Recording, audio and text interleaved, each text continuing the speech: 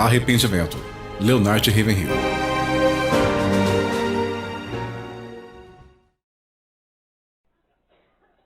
Ele usa aquela palavra que ninguém gosta. Arrependa-se.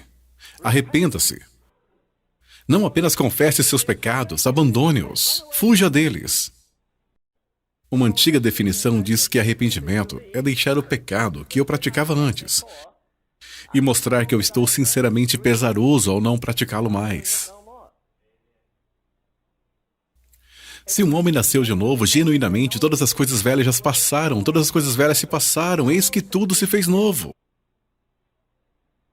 Sabe, temos pregado o evangelho aceitável hoje em dia, fazendo dele o menos doloroso que podemos, e tudo o que fazemos é dar uma injeção nas pessoas para que elas adormeçam e vá para o inferno mais rápido. Nós precisamos de uma pregação infernal sobre arrependimento. Se qualquer homem, em qualquer lugar, em qualquer momento estiver em Cristo, ele pode ser o mais torto, pervertido, carnal, cruel, pútrido homem do mundo. Mas se o milagre da regeneração vem a ele, ele recebe um novo coração, uma nova mente, um novo espírito, uma nova aparência interna, uma nova aparência externa, tudo novo. Nós esquecemos a maravilhosa majestade do novo nascimento. As pessoas apenas acenam com a cabeça, fazem a oração do pecador e vão direto para o inferno, passando pelo corredor entre os bancos depois que inclinam suas cabeças sob o ombro do pastor. Sabe, eu duvido que 5% dos cristãos professos da América nasceram de novo. Assim como na Inglaterra. Eu fico espantado, aturdido, confuso, perplexo quando as pessoas me dizem que na América temos 75 milhões de pessoas cheias do Espírito Santo, enquanto somos a nação mais podre da terra. Por favor, assim como Deus é minha testemunha, eu acredito que milhares de pessoas comungaram neste domingo, e isto não significa quase nada para elas. Eles não pensam sobre o sangue de Cristo, eles não pensam sobre ele ter afastado a ira de Deus, eles não pensam que ele os resgatou da eternidade do inferno, pois se pensassem, ou eles iriam chorar de alegria ou chorar de tristeza, mas eles não choram por nada. Lembra-se quando a Escritura diz, Jerusalém, Jerusalém, que matas os profetas? Por que nós não trocamos isso e colocamos América, América? Por que matas os profetas? 3.000 estações de rádio na América atualmente transmitem alguma coisa do Evangelho. Meu país, a Inglaterra, que deu ao mundo a Bíblia, que deu ao mundo o metodismo, que deu ao mundo o Exército da Salvação, os 2 maiores avivamentos depois do Pentecostes, está agora tão morta quanto o Dronte.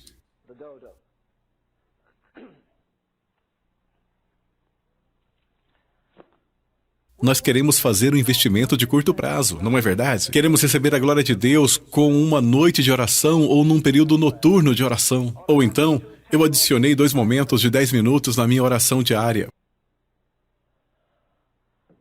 Você já se perguntou por que o escritor de Hebreus diz, ainda não resististes até o sangue, combatendo contra o pecado?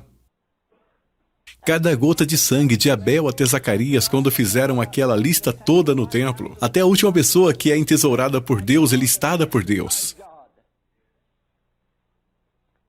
E todos que foram martirizados na Rússia, até hoje, cada gota de sangue foi registrada nos céus, seja na China ou em qualquer outro lugar. Eu vou falar de nossa própria história. Alguns dos homens mais extraordinários, alguns dos maiores pregadores desde Pentecostes que percorreram essas ruas a cavalo. Um dos maiores homens, o único homem que percorreu mais que o Sr. Wesley. Pois Wesley percorreu 386 mil quilômetros a cavalo. O bispo Asbury percorreu 3.800.000 quilômetros, se não me engano. Excedeu Wesley de qualquer forma. Nós tivemos uma tropa de grandes homens. E quanto a Jonathan Edwards? O homem que disse, grave a eternidade em meus olhos, não prosperidade. Que Deus nos ajude. Eu tenho pena daqueles pobres homens lá de Dallas, no trono do julgamento, que estão enganando as pessoas, levando-as a buscar bem-estar e riquezas. Quando a igreja é pobre, ela é mais rica em Deus. Os abençoados apóstolos disse: eu não tenho nada, eu não tenho casa, não tenho proteção, não tenho confortos, não tenho direitos, eu não tenho nada, mas eu possuo todas as coisas. E não dizia isso como retórica ou falando docemente. Ele demonstrou que possuía todas as coisas. Ele teve poder sobre os demônios, ele teve poder sobre os mortos, ele teve poder sobre a adversidade. Ele podia regozijar na prosperidade e na adversidade, em tempo e fora de tempo. Açoitaram-no 195 vezes e ele canta aleluia. Prendem-no em uma prisão suja em Roma e ele escreve 4 de suas maiores epístolas: Filipenses, Colossenses e Efésios. Sabe, cada vez que eu vejo na TV uma mulher velhaca que fez uma fortuna apenas dizendo 4 palavras: onde está o bife? O que isso tem a ver com você, irmão Ravenhill? Escute, se eu tivesse uma igreja hoje, eu teria sobre o meu púlpito escrito essas letras maiúsculas: onde está a angústia? Deixe as pessoas irem para o inferno. Para que nos preocupar? Nós temos o lindo domingo vindo aí. Nós temos tudo planejado. Nós esquematizamos os hinos. Nós sabemos quando o coral se levantará e quando se sentará e quando o Sr. Johnny se levantará e se sentará. Quando ele estará cantando ou qualquer outra coisa. Então nós daremos ao pastor um pouco mais de tempo dessa vez. Ele terá 21 minutos ao invés de 20. Eu poderia andar de joelhos até a plataforma alguns domingos. Espero que chorando. O maior trabalho do mundo não é dirigir a Casa Branca, mas sim a casa de Deus.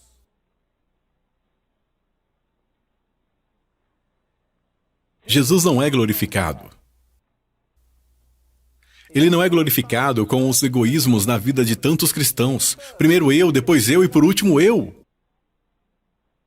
Ele tem prioridade em tudo, na minha vida, na minha alimentação, no meu sono. Na minha vida social, eu deixarei as pessoas de lado para passar tempo com ele? O maior dom deste lado do mundo é ser cheio, ungido e manter-se na unção do Espírito Santo de Deus. Sabe o que há de errado com a nossa geração? Eu te digo que o caminho de vida do cristão está espargida com pessoas famosas.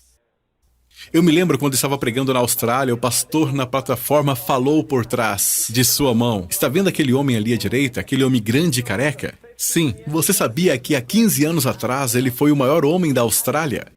Ele tinha uma unção incrível. Era quase como se ele tivesse uma tocha em sua mão, passando por gramas secas e todos os lugares que ele ia, ele deixava cidades e povoados em chamas. Mas ele perdeu isso. Ele se envolveu com o dinheiro e com algo mais. Eu acredito que o único homem nesta terra que dá ao demônio alguma irritação é um homem cheio do Espírito Santo. Eu vi Deus fazer todo tipo de milagres. Pessoas saltando da cadeira de rodas, cegos recebendo a visão enquanto orávamos, aleijados. Mas estou fora disso agora. Você pode pensar que eu careço de compaixão. Bem, você tem o direito de pensar assim. Há algo maior do que isso. O maior milagre que Deus pode fazer é pegar uma pessoa não santa, de um mundo não santo, fazer com que essa pessoa não santa se torne santa, colocá-la de volta em um mundo não santo e mantê-la santa, em meio a corruptos, perversos e uma geração pervertida. Eu passei um pouco de tempo ontem com David Wilkerson e ele disse: